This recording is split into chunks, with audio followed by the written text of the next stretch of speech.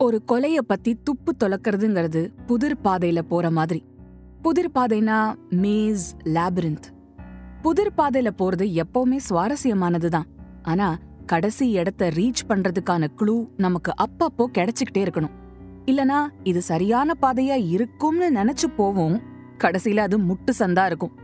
அப்புறம் திரும்பி வந்து வேற வழியில மறுபடியும் முதல்ல இருந்து போகணும். சில நேரத்துல டெஸ்டினேஷனை போய் சேர்ந்துடலாம், சில சமயம் எல்லாமே முட்டு சந்தா இருக்கும்.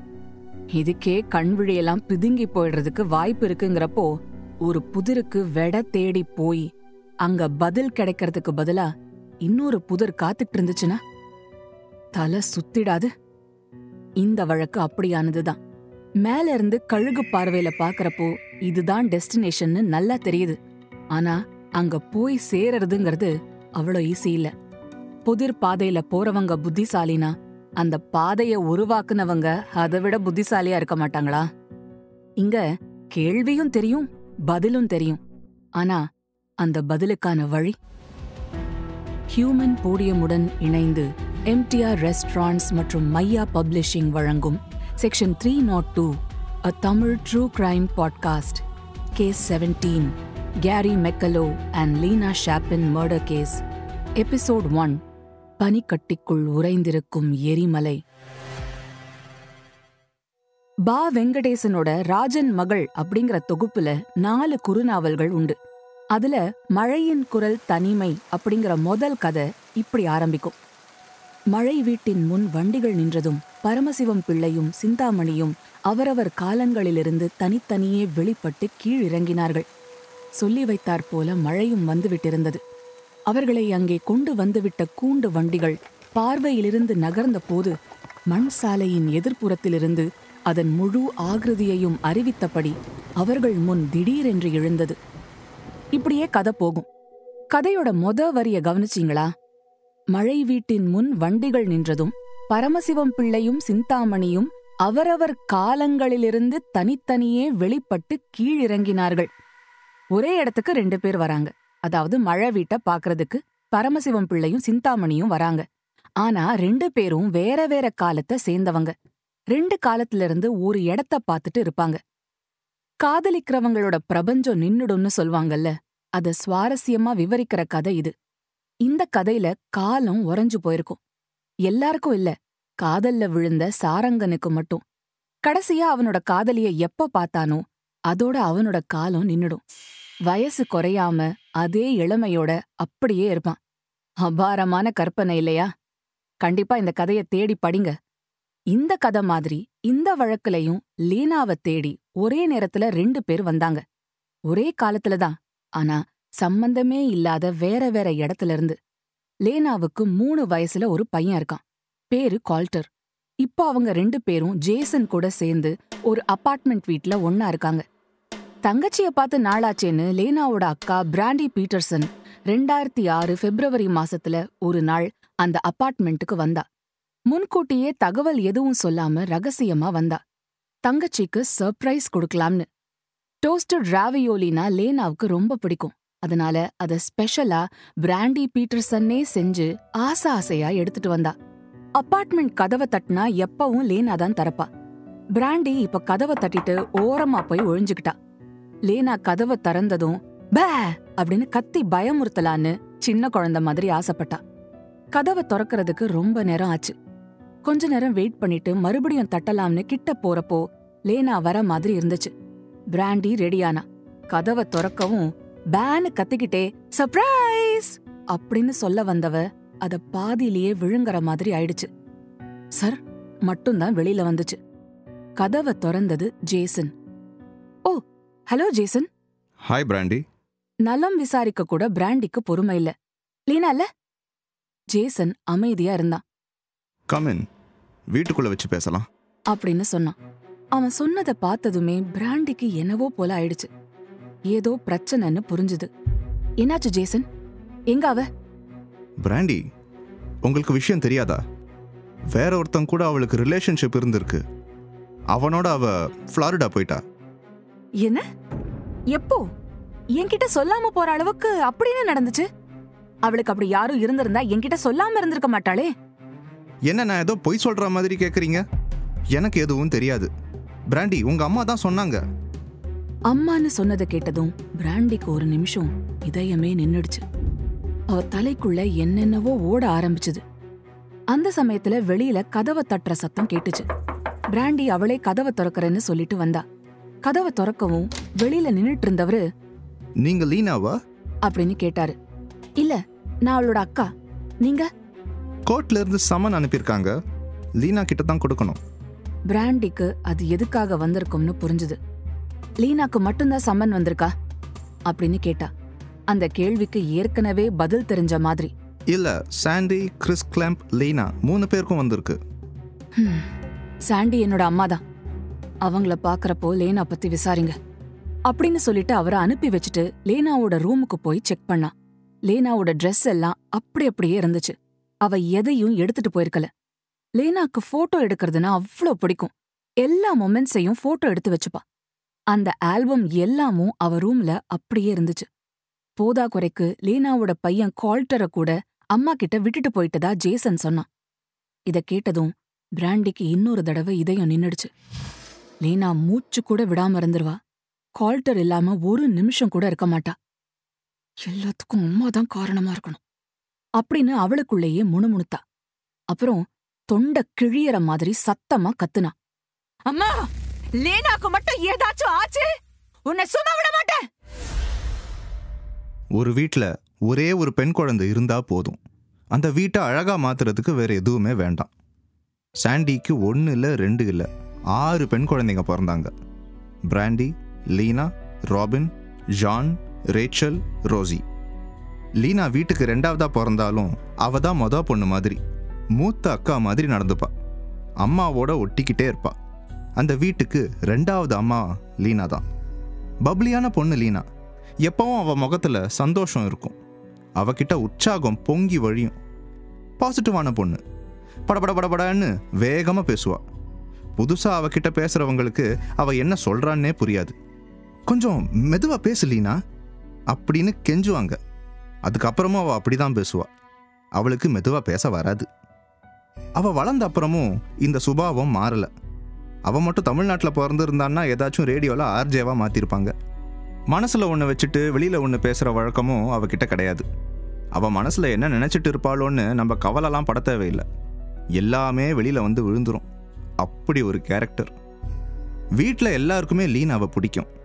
Brandy, Robin, John, Rachel, Rosie 5 பேருமே தாய் கோழி கிட்ட ஒட்டிக்கிற மாதிரி லீனாவை கெட்டியா பிடிச்சிப்பாங்க. அவளும் தன்னோட ரெக்கையை விரிச்சு அதுக்குள்ள அவங்கள பத்திரமா வச்சுப்பா. லீனா இப்படி இருக்கிறதால அம்மாவுக்கு வீட்டை பத்தி கவலையே இல்லை. அவங்க தனி உலகத்துல வாழ்ந்துட்டு இருந்தாங்க. சாண்டி ஒரு நல்ல அம்மாவா தான் ஆரம்பத்துல இருந்தாங்க. அம்மாவுக்கான எல்லா குணமும் அவங்க கிட்ட இருந்துச்சு. எந்த கெட்ட பழக்கமும் கிடையாது. ட்ரக், ஆல்கஹால் எதுவும் கிடையாது. சிகரெட் கூட பிடிக்க மாட்டாங்க. அந்த நாட்டுல இதெல்லாம் சகஜம்தான்னாலும் அவங்களுக்கு இது மேல எந்த இன்ட்ரெஸ்டும் இல்ல. அவங்களுக்கு பையன் இல்லையேங்கிற ஒரே ஒரு குறை மட்டும்தான். மத்தபடி ஜாலியா வாழ்ந்துட்டு இருந்தாங்க. பிள்ளைங்கள பாசமா பாத்துக்கிட்டாங்க. நைட்டு தூங்க போறப்போ, God bless you brandy, I love you. God bless you Lena, I love you. God bless you robin, I love you. அப்படின்னு எல்லா குழந்தைங்க கிட்டயும் சொல்லுவாங்க. தினமும் ஒரு சடங்கு மாதிரி இது நடக்கும். ட்ரக், ஆல்கஹால், சிகரெட்னு எந்த கெட்ட பழக்கமும் இல்லாம இருந்த அம்மாவுக்கு இப்போ புதுசா ஒரு பழக்கம் வர ஆரம்பிச்சுது. அதுக்கு கிட்டத்தட்ட அடிமையாவே ஆயிட்டாங்கன்னு தான் சொல்லணும். இந்த பழக்கங்கிற வார்த்தை இருக்கே, பொல்லாதது. டிவில போதை வஸ்து, கேம்பிளிங் சம்பந்தமான விளம்பரத்துலலாம் இந்த வார்த்தை கண்டிப்பா இருக்கும். இது நாளடைவில் பழக்கமாகலாம், கவனமுடன் விளையாடுங்கள் அப்படின்னு டிஸ்க்ளைமர் போடுவாங்க. பழக்கங்கிறது எந்த பழக்கமா இருந்தாலும் சரிதான். ஒரு அளவுக்கு மேல போகிறப்போ நாம சுதாரிச்சுக்கணும். இல்லனா அவ்வளவுதான், சொந்த செலவுல சூனியம் வச்சுக்கிற கதையா மாறிடும். சாண்டிக்கு புதுசா ஆண்கள் கூட பழகணும்னு ஆசை வந்துச்சு. அதனால 6 குழந்தைங்களையும் பெத்துக்கிட்ட கணவனை விவாகரத்து பண்ணினாங்க. முழு சுதந்திரமும் சாண்டி கிட்ட வந்த அப்புறம் வெவ்வேறு ஆளுங்க கூட இருக்க ஆரம்பிச்சாங்க. அதனால இடத்த மாத்திக்கிட்டே இருக்க வேண்டியிருந்துச்சு. சாண்டிக்கு யார் கூடவும் 2 வருஷத்துக்கு மேல வாழ பிடிக்காது. அதுலயும் கல்யாணம் ஆன ஆம்பளைங்கள தான் சாண்டிக்கு பிடிக்கும். இல்லனா அண்ணன் தம்பிங்க இருக்கணும். இது என்ன கணக்கோ தெரியல. சாண்டி கரெக்ட் பண்ற எல்லாரும் இப்படியானவங்களாவே இருந்தாங்க. 6 பெண் குழந்தைகளை வச்சிருக்கிற சாண்டிய ஏன் அப்படி எல்லாருக்கும் பிடிச்சது? அழகு, அழகுபடுத்துற பாடு, கூடவே வசியம் பண்ற மாதிரி பேசவும் செய்வாங்க. அழகுல பாதி பேர் மயங்கிடுவாங்கன்னா மீதி பேர் அவங்க பேச்சுக்கு மயங்கிடுவாங்க. மகுடிக்கு ஆடுற பாம்பு மாதிரி சாண்டி சொன்னதுக்கெல்லாம் கட்டுப்பட்டாங்க. இப்படியே போயிட்டு இருந்த சாண்டியோட வாழ்க்கையில ஆல்பர்ட் மெகலோ வந்து சேர்ந்தாரு. சாண்டிய பார்த்து ஆல்பர்ட் இம்ப்ரெஸ் ஆனதை விட ஆல்பர்ட்ட பார்த்து சாண்டி கொஞ்சம் எக்ஸ்ட்ரா இம்ப்ரெஸ் ஆயிட்டாங்க. அது 2 பேரும் கல்யாணம் பண்ணிக்கிற அளவுக்கு போயிடுச்சு. 1994 நவம்பர் 17 அன்னைக்கு சாண்டி ஆல்பர்ட் 2 பேரும் கல்யாணம் முடிச்சுக்கிட்டாங்க. சாண்டி வேலை பார்க்க போயிட்டா. குழந்தைங்க 6 பேரையும் பார்த்துக்கிறது ஆல்பர்ட் தான். ஆல்பர்ட் அந்த குழந்தைங்கள அவருடைய குழந்தைங்க மாதிரியே பாசமாக பார்த்துக்கிட்டார். எப்பவும் அவங்க கூட சேர்ந்து விளையாட்டு தான். விளையாடுறப்போ அவரும் குழந்தையாவே மாறிடுவார். ஜிம்னாஸ்டிக்ஸில் ஆல்பர்ட் கில்லாடி. குழந்தைங்களுக்கும் அதை சொல்லி கொடுத்தாரு. நீச்சல் கற்றுக் கொடுத்தாரு. இன்னும் என்னென்ன தெரியுமோ எல்லாத்தையும் அவங்களுக்கு கற்றுக் கொடுக்கறதுல அவருக்கு அப்படி ஒரு சந்தோஷம். ஆல்பர்ட் மேலே 6 பிள்ளைங்களுக்கும் பாசம் வளர ஆரம்பிச்சுது. ஒருத்தர் மேலே பாசம் வைக்கிறதுங்கிறது சும்மா சாதாரண விஷயமா என்ன? கிட்டத்தட்ட நம்மளை ஒப்பு கொடுக்கறது மாதிரி தானே.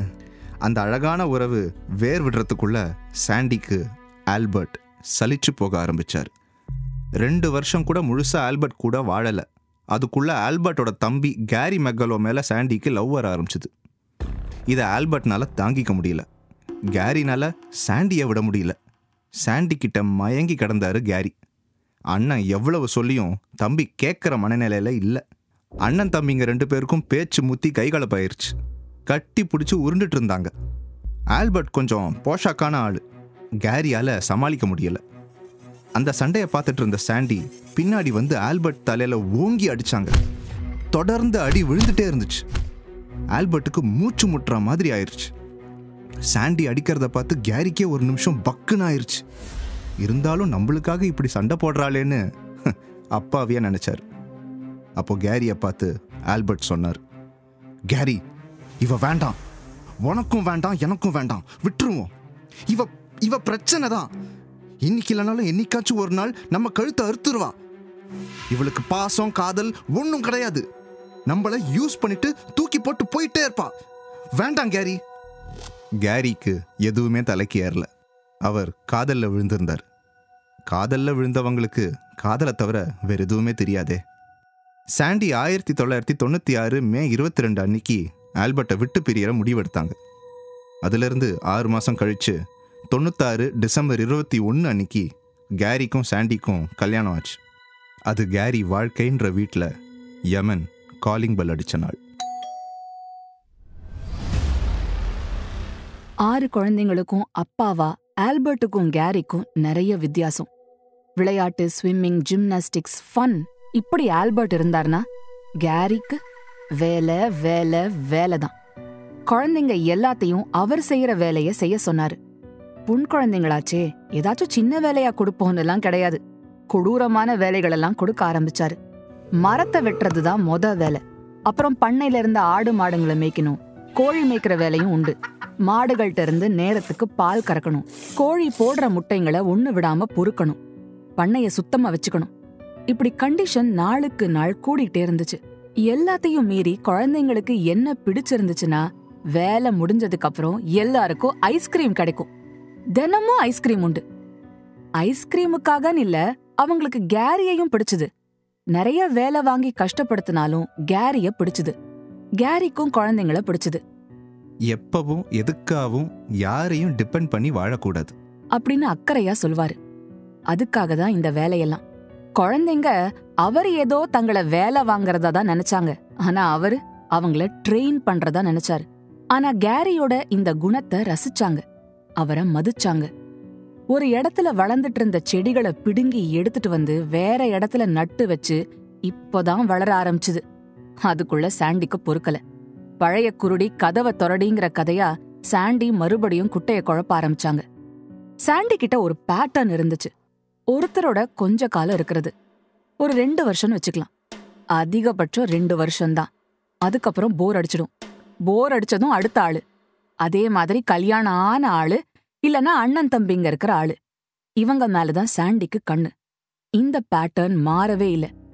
இப்போ கேரி போர் அடிக்க ஆரம்பிக்கவும் சாண்டியோட மனசு அலப்பாய ஆரம்பிச்சுது. 1996 டிசம்பர் 21 அன்னிக்கு கேரிய கல்யாணம் முடிச்ச சாண்டி 1998 டிசம்பர்ல 2வது வருஷ ஆனிவர்சரி கொண்டாடவும் மனசு நமனமன்னு அரிக்க ஆரம்பிச்சிடுச்சு. 1999 மார்ச் மாசத்துல வேற ஒருத்தர் மேல காதல் வந்துடுச்சு. பேரு கிறிஸ் கிளெம்ப். இந்த தடவை ஒரே ஒரு சேஞ்ச் என்னன்னா, சாண்டிய விட கிறிஸ் கிளெம்புக்கு வயசு கம்மி. ஹேண்ட்ஸமான ஆளு. கூடவே நிறைய பணமும் நிலமும் இருந்துச்சு. இதுக்கு முன்னாடி இவ்வளவு வசதி வாய்ப்போட யாரையும் சாண்டி பிடிச்சிடல. இது ஒரு பம்பர் பிரைஸ் மாதிரி அவங்களுக்கு தோணுச்சு. எவ்வளவு சீக்கிரம் முடியுமோ அவ்வளவு சீக்கிரம் கேரிய கழட்டி விடணும்னு நினைச்சாங்க. கேரி நல்லவர் தான், ஆனா படு முட்டாள். சாண்டி கிட்ட இருந்து கேரிக்கு விதவிதமா தொல்லை வந்துச்சு. சாண்டிய எப்படி ஹேண்டில் பண்ணணும்னு கேரிக்கு தெரியல. திகச்சு போயிட்டாரு. இவங்க வாழ்க்கைக்குள்ள கிறிஸ் கிளெம்ப் நுழைஞ்ச 2வது மாசத்துல ஒரு நாள் திடீர்னு கேரி காணாம போயிட்டாரு. சாண்டியோட பிஹேவியர் எதுவும் கேரிக்கு பிடிக்கல. இதைத்தான் நான் என் அண்ணனுக்கும் பண்ணேன் அப்படின்னு சொல்லி ஃப்ரெண்ட்ஸு கிட்ட அழுதார். மனசளவில் கேரி உடஞ்சு போயிட்டார். கேரி புலம்புறத பார்த்துட்டு ஃப்ரெண்ட்ஸ் அவரை பார்க்க அடிக்கடி வந்தாங்க. கேரியும் அப்பப்போ ஃப்ரெண்ட்ஸை பார்க்க போனார். ஒரு நாள் கன் எடுத்துட்டு வந்தார். ஃப்ரெண்ட்ஸ் எல்லாம் பதறிட்டாங்க. அட, அதெல்லாம் ஒன்றும் இல்லை, இது எப்பவும் என்கிட்ட இருக்கிறது தான், நீங்கள் எதுவும் கவலைப்படாதீங்க அப்படின்னு சிரிச்சுட்டே சொன்னார். கொஞ்ச நேரத்தில் அந்த இடம் சகஜமாக மாறிச்சு. அப்போ அங்கே இருந்தவர் அந்த கன் எடுத்து கேரியை குறி வச்சார். அப்போ கேரி சுடு அப்படின்னாரு. அவர் தயங்கவும், அட சும்மா சுடு, அன்லோட் பண்ணது தான், ஒன்றும் ஆகாது அப்படின்னு சொன்னார். இருந்தாலும் சந்தேகத்தோட அந்த கன்னை எடுத்து பார்த்தா அதுக்குள்ளே புல்லட் இருந்துச்சு. கேரி, என்ன இது, உன்னை நம்பி சுட்டிருந்தா நான் ஜெயிலுக்கு போக வேண்டியதுதான் அப்படின்னு சொல்லி சிரிச்சார். கூட இருந்தவங்களும் சிரிச்சாங்க. கேரியும் சிரிப்பாருன்னு பார்த்தா அவர் முகம் கருத்து போயிருச்சு. நான் அன்லோட் பண்ணேனே, அப்புறம் எப்படி அப்படின்னு பதட்டத்தோட வந்தவர் கன்னை கையில் வாங்கி பார்த்தா அதில் புல்லட் பவுடரும் இருந்துச்சு. அவ்வளவுதான், அங்கே இருந்த எல்லாருமே மிரண்டு போயிட்டாங்க. கேரி தற்கொலை பண்ணிக்கிற ஐடியாவில் இருந்திருக்கான்னு நண்பர்கள்லாம் நினச்சாங்க. ஆனால் கேரிக்கு மட்டும் உண்மை உரைச்சுது. நம்மளை கொல்றதுக்கு ரெடி ஆயிட்டாங்கன்னு. 1999 மே 11க்கு அப்புறம் கேரிய யாரும் பார்க்கல. கேரி ஒரு நாள் கூட வேலைய மிஸ் பண்ணதே கிடையாது. அவருக்கு வேலை பண்ணாம இருக்க முடியாதுங்கிறது ஒரு பக்கம் இருந்தாலும் அவரோட பொருளாதார நிலைமை மோசமா இருந்துச்சு. ஒரு நாள் வேலைய மிஸ் பண்ணாலும் அவரால அஃபோர்ட் பண்ண முடியாது. இதனால ஏதோ சரியில்லைன்னு ஃப்ரெண்ட்ஸ் நினைச்சாங்க. அது போக அந்த துப்பாக்கி சம்பவம் வேற ஃப்ரெண்ட்ஸ் எல்லாரையும் பயமுறுத்திட்டு இருந்துச்சு. மே 13 அன்னிக்கு போலீஸ்ல புகார் கொடுத்தாங்க. புகார் கொடுத்த கொஞ்ச நேரத்துல கேரி வீட்டுக்கு போலீஸ் வந்துச்சு. வீட்ல யாருமே இல்ல. மாடுங்கெல்லாம் அவுத்து விடப்பட்டிருந்துச்சு. அதாவது அது பாட்டுக்கு மேய்ஞ்சிட்டு இருந்துச்சு. கொஞ்ச நேரத்துல சாண்டியும் லேனாவும் அங்க வந்தாங்க. போலீஸ் பேச ஆரம்பிக்கிறதுக்கு முன்னாடியே சாண்டி, நானே உங்ககிட்ட வரலான் இருந்தேன், நீங்களே வந்துட்டீங்க அப்படின்னு சொன்னாங்க. போலீஸ் என்னங்கிற மாதிரி சாண்டிய பார்த்தாங்க. என்னோட ஹஸ்பண்ட் கேரிய 2 நாளா காணல சார். இந்த மாதிரி சொல்லிக்காம எங்கேயும் போற ஆள் இல்ல. ரூஸ்டர் வாங்க போறதா சொன்னாரு, இன்னும் வரல. போற இடத்துல எதுவும் ஆயிடுச்சான்னு தெரியல சார். நீங்க எங்க இருந்து வரீங்க? அவரு ஃபைட்டிங் ரூஸ்டர் வாங்கறதுக்கு தான் போனாரு. அங்க போய் பார்க்கலாம்னு நாங்க போனோம். எங்களால கண்டுபிடிக்க முடியல. சாண்டிய கவனமா நோட்டம் விட்டாங்க. சாண்டி முகத்துல எந்த தடயத்தையும் கண்டுபிடிக்க முடியல. லேனா கிட்ட கேட்டா அவளும் அம்மா சொன்னதை அப்படியே ஒரு வார்த்தை மாறாம சொன்னா. அப்புறம் வீடு முழுக்க சல்லடை போட்டு தேடினாங்க. அங்க கேரி இருந்ததுக்கான எந்த தடயமும் இல்ல. அவரோட ட்ரெஸ் கூட ஒண்ணுமே இல்ல. இது போலீஸுக்கு சந்தேகத்தை கிளப்புச்சு. ஃபைட்டிங் ரூஸ்டர் வாங்க போறவரு ஏன் ஒரு ட்ரெஸ் விடாம எல்லாத்தையும் எடுத்துட்டு போகணும்? கொஞ்ச நாள்லயே கிறிஸ் கிளெம்ப் அந்த வீட்டுக்கு வந்து தங்குனான். இது போலீஸோட சந்தேகத்தை அதிகப்படுத்துச்சு. சந்தேகத்தை வச்சு என்ன பண்றது? வேற எந்த ஆதாரமும் கிடைக்கலையே. சாண்டி, உங்க மேல எங்களுக்கு சந்தேகமா இருக்கு, நீங்க பாலிகிராஃப் டெஸ்ட் எடுக்கணும் அப்படின்னு சொன்னாங்க. இது பொய்ய கண்டுபிடிக்கிற டெஸ்ட்.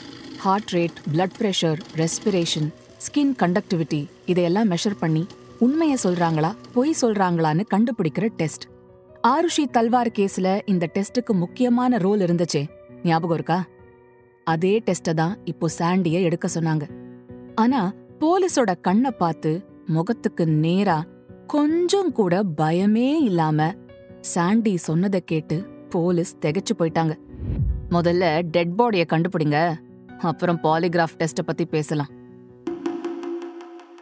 சாண்டி கிட்ட இருந்து எதையும் கறந்துட முடியாதுன்னு போலீஸ்க்கு தெரிஞ்சது. அவங்களோட குழந்தைங்க கிட்ட இருந்து ஏதாச்சும் க்ளூ கிடைக்க சான்ஸ் இருக்குன்னு நினைச்சாங்க. ஆனா அவங்க எல்லாருமே பிரெயின் வாஷ் பண்ணப்பட்டு இருந்தாங்க.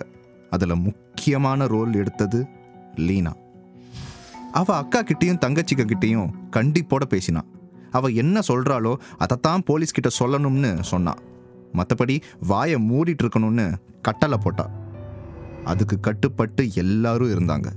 ஏன்னா ஏற்கனவே சின்ன சின்ன விஷயங்களுக்கும் எல்லாரையும் பொய் சொல்ல வச்சு சாண்டி பழக்கப்படுத்தி இருந்ததுனால பொய் அவங்களுக்கு புதுசு இல்லை. போலீஸை எதிர்கொள்றப்போ லீனா முன்னாடி வந்து நின்னுக்கிட்டா. அம்மாக்கு ஆதரவா பேசினா. போலீஸ்க்கு எதிராக நடந்துக்கிட்டா. கிட்டத்தட்ட சண்டை பிடிச்சா. அவளுடைய பிஹேவியர் வினோதமா இருந்துச்சு. கொலை நடந்த அன்னைக்கு என்ன நடந்துச்சுன்னு லீனாக்கு தெரிஞ்ச மாதிரி மற்றவங்களுக்கு எதுவும் தெரியாது. அன்னைக்கு சாயந்தரம் லீனா தவிர மற்றவங்கெல்லாம் ஸ்கூல் விட்டு வந்தப்போ வாசல்லையே அவங்கள நிப்பாட்டி, பண்ணையில கோழிங்களை எல்லாம் பூனை பிடிக்க பாக்குது, என்னன்னு போய் பாருங்க அப்படின்னு எல்லாரையும் சாண்டி அனுப்பி விட்டாங்க. சொன்னபடி எல்லாரும் அங்க கிளம்பி போனாங்க.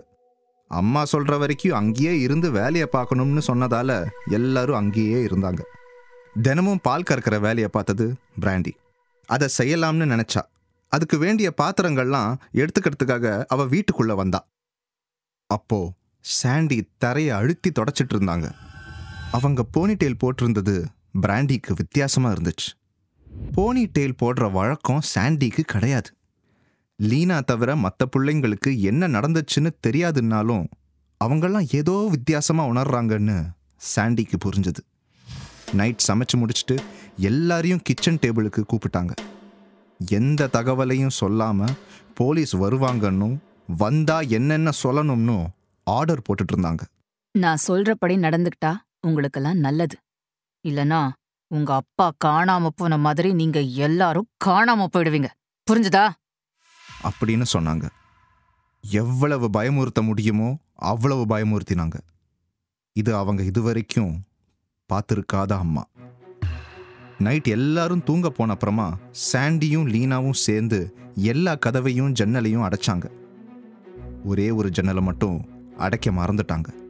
அந்த ஜன்னல் வழியா பிராண்டியும் ராபினும் பார்த்தப்போ வெளியில சாண்டி, கிறிஸ் 2 பேரும் சேர்ந்து ஒரு மூட்டையை கஷ்டப்பட்டு தூக்கிட்டு போனது தெரிஞ்சது. அந்த மூட்டைக்கு வெளியில பூட்ஸ் தெரிஞ்சது. கேரியோடைய பூட்ஸ். சாண்டி. எல்லாத்துக்கும் காரணம் சாண்டி. கேரிய கொன்னது சாண்டி. அந்த தகவலை வெளியில தெரியாம மறைச்சு வச்சிருக்கிறது சாண்டி. சாண்டி தான் குற்றவாளின்னு நல்லா தெரியுது. அதை எப்படி நிரூபிக்கிறது? குழந்தைங்கள்லாம் பொய் சொன்னாங்கன்னாலும் அவங்களுக்கு என்ன நடந்துச்சுன்னு விவரமா தெரியாது. லீனா பார்த்ததோட ஒப்பிட்டா பிராண்டியும் ராபினும் பார்த்தது ஒண்ணுமே இல்ல. லீனா ஷாக்ல இருந்தா. இல்ல, அதுக்கும் மேல. அதனால கொஞ்ச நாள்லயே லீனாவோட பிஹேவியர் மாறிச்சு. ட்ரக்ஸ் எடுத்துக்க ஆரம்பிச்சா. அதுக்கு அடிமையா ஆகிறதுக்கு தயாராயிட்டு இருந்தா. அவளுக்குள்ள அழுத்திட்டு இருக்கிற கவலைக்கு அதுதான் மருந்தா இருந்துச்சு. இந்த சமயத்துல தான் அவளுக்கு ஒரு பாய் ஃப்ரெண்ட் கிடைச்சான். அவன்கிட்ட கூட விஷயத்த சொல்றதுக்கு அவளுக்கு பயம். அவன் ஒரே ஒரு யோசனைய அழுத்தமா சொன்னான். லீனா, உனக்கு இருக்கிறது கவலை மட்டும் இல்ல, ஷாக் மட்டும் இல்ல, நீ குற்ற உணர்வோட இருக்க. அதுதான் நீ இவ்வளவு சஃபராகிறதுக்கு காரணம். உனக்குள்ள இருக்கிறத நீ என்கிட்ட சொல்றதால எல்லாம் உன்னோட குற்ற உணர்வு போயிடாது.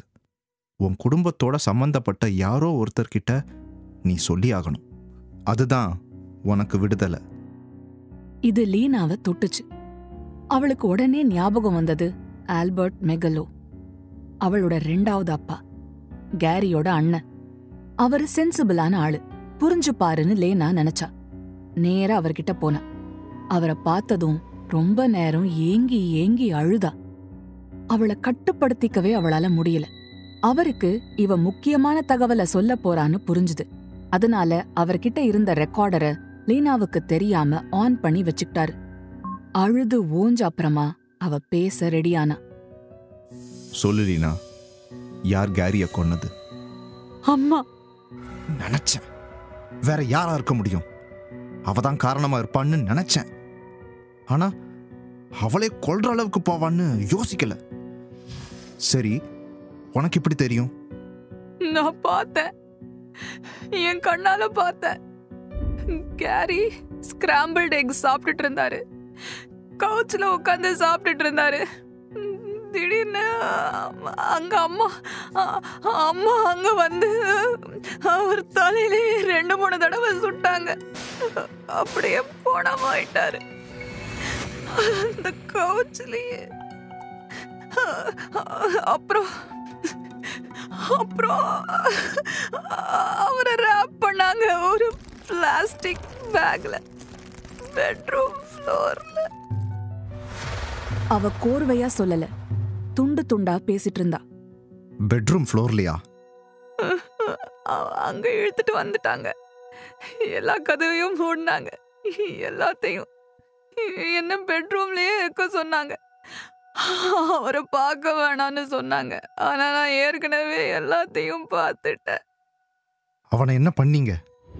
எங்க புதைச்சிங்கன்னு சொல்லுவியா? எதுவுமே இல்ல, ஒண்ணுமே கிடைக்காது, உங்களுக்கு ஒண்ணுமே கிடைக்காது. இத சொல்றப்போ மறுபடியும் கட்டுப்படுத்திக்க முடியாம அழ ஆரம்பிச்சிட்டா.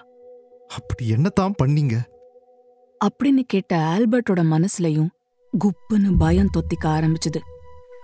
லேனா சொன்னதை கேட்டு அவருக்கு படபடன்னு வர ஆரம்பிச்சிருச்சு. இத எப்படி லீனா நீ தாங்கிக்கிட்ட? அப்படின்னு கேட்டவரு எழுந்து போய் அவளை கட்டி பிடிச்சுக்கிட்டாரு. அவளை அவரோட நெஞ்சில சாச்சுக்கிட்டாரு. அவரோட இதயம் வேகமா துடிக்கிறத லேனா கேட்டா. லப்டம் லப்டம் லப்டம். டேபிளுக்கு கீழே ஆல்பர்ட் மறைச்சு வச்சிருந்த ரெக்கார்டர்ல இருந்து சிவப்பு லைட் விட்டு விட்டு எரிஞ்சுட்டு இருந்தத லேனா வெறிச்சு பார்த்தா. தொடர்ந்து என்ன நடக்கும்னு தெரிஞ்சுக்க அடுத்த வாரம் புது எபிசோட் கேளுங்க.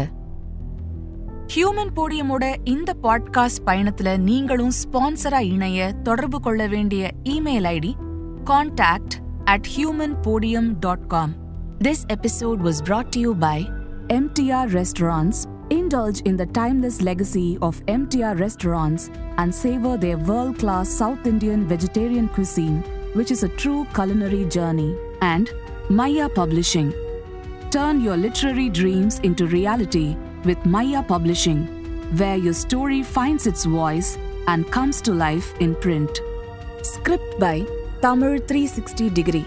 Narrated by Deepika Arun and Dakshin. Sound design, recording, mixing and mastering by Baba Prasad, assisted by Surya Prakash at Digi Sound Studio, Chennai. Music by Dakshin. Direction team Bhavya Kirtivasan and Srinitya Sundar. Executive producer Deepika Arun. Produced by Human Podium. This podcast is based on true stories and real-life events. While we strive for accuracy and authenticity, certain aspects such as dialogue, pacing, and narrative sequence may have been enhanced or reconstructed for dramatic and entertainment purposes. Our intention is to provide a compelling and engaging listening experience while staying true to the essence of the stories being told. Keep in mind that some details may have been altered or condensed for storytelling reasons. Listeners are advised to use their discretion. We may refer to specific individuals or groups by their names in order to share stories, insights, or historical accounts. These references are intended to provide context and understanding and are based on publicly available information. We want to emphasize that these references are made solely for the purpose of providing accurate information and fostering a deeper understanding of our culture and society. We strive to approach these discussions with sensitivity and a commitment to treat all individuals and their stories with respect and sensitivity.